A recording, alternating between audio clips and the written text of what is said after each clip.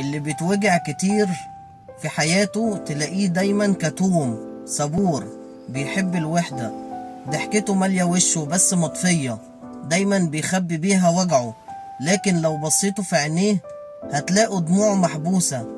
والغريب ان الناس دي بيبقوا سند لناس كتير قوي حواليهم، بيعرفوا يطيبوا الخاطر وسند وظهر لأي حد، وبيفرحوا الزعلان وبيرادوا المقموس، بيكونوا مصدر سعادة لكل الناس إلا نفسهم.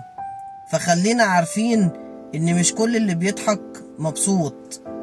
رسالة لكل شخص في حياتنا عامل نفسه بيحبنا، مش هتسأله مش هسأل، هتردوا متأخر هرد تاني يوم، هتعملوا سين هعمل صاد، تختفي من على الستوري مش فارقة، هتعمل لي بلوك الداهية اللي جابت تاخد.